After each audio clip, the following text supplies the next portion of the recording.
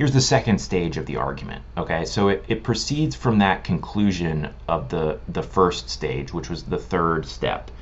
Therefore, our moral behavior is ultimately motivated by egoistic desires. And that validly followed, as we saw, from 1 and 2, which I'm just leaving off the screen to keep it less cluttered. One more substantive step after 3, which is if our moral behavior is ultimately motivated by egoistic desires, so this is just repeating with an if in front exactly what that third premise says, then PE is true. Conclusion, therefore, PE is true. So I should just note that 3 in our ultimate argument is going to function both as a premise in step 2 and as the conclusion of step 1. Sometimes we'll see this, that when we get to the argument from evil against the existence of God, we're going to have multiple steps that function both as premises and conclusions, building up toward an ultimate conclusion. Is stage 2 of the argument valid? This one's more straightforward. Yes, it definitely is. It's what's called a modus ponens argument. First premise is P. The second premise is if P, then R. I'm using R here just to keep our variables consistent and not reuse Q from last time. Therefore, R. So it's raining. If it's raining, then the ground is wet. Therefore, the ground is wet. This is valid. So the question is, are the premises true? And as we saw, that third step there followed logically from the earlier 2. So if you don't like step 3, then your fight is really with either 1 or 2. So we can basically just put 3 aside because we've already discussed 1 and 2. 4 then is the only step here that needs defending. It's the only premise that we need to ask, what reason do we have to believe this? And 4 says, if our moral behavior is ultimately motivated by egoistic desires, then PE is true. Why think that? Why couldn't it be that our moral behaviors are ultimately motivated by egoistic desires, but some other behavior is motivated by something other than self-interest?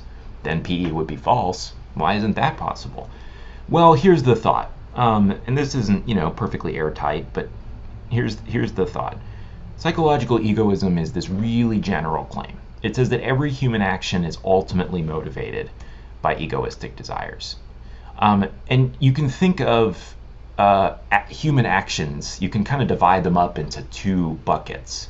They're the easy cases, is what we'll call them. This is easy for the psychological egoist to explain. Everything from eating waffles to going to class, to going to the movies, all kinds of everyday actions. Pretty easy to understand what the egoistic desire is that's ultimately motivating those actions. In the case of, you're eating waffles, it's because waffles are tasty and eating tasty things is good for you. That's the reason that you eat waffles. And maybe they also are a food, and you need to eat some food for breakfast to survive. But that's all about you, really, right?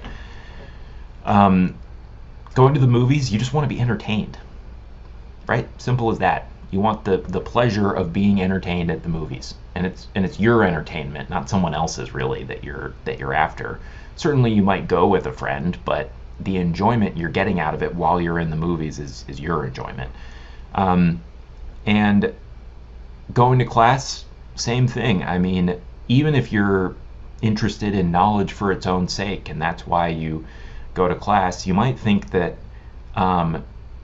going to get knowledge, I shouldn't have said for its own sake. If you're interested in getting knowledge and not like getting a degree, still, the knowledge is your knowledge, and you might think that like the reason you ultimately want to get the knowledge is something to do with your own happiness. So it's pretty easy. These are pretty easy kinds of cases for the psychological egoist to assign egoistic motives to. The harder cases are what we could call moral behavior or altruistic behavior, or what Socrates and Glaucon called just behavior. So we mentioned driving your friend to the airport and not expecting them to pay you back in gas money or time. Sometimes that sucks, going to pick up a friend or drive them to the airport. But hey, you do it just because they're your friend and you love them. Simple as that. That's at least a sort of naive explanation of why somebody would do something like that. But that's not consistent with psychological egoism. So the psychological egoist has to tell us, how is that ultimately motivated by self-interest? It seems like it's being done for the sake of another person. Donating blood, maybe some of you have given blood. That's just for the sake of a stranger. Like you're not even going to get anything out of it in return from another person. How could that be egoistically motivated? Or in the most extreme case, becoming a first responder.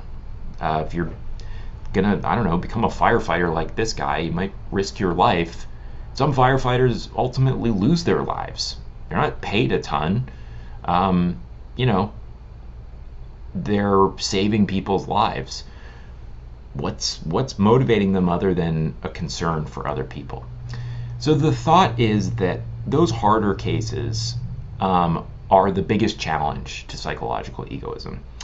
So if indeed it turned out that the egoist has a plausible egoistic explanation for even the harder cases, the thought is that no other action is going to fail to be susceptible to an egoistic explanation. If the egoist can handle even the harder cases, then the easy cases, obviously because they're easy, can be handled egoistically as well. That's the thought. That's why if it is indeed the case that our moral behavior is ultimately motivated by egoistic desires, then PE is probably true, because what else could be a candidate for violating PE?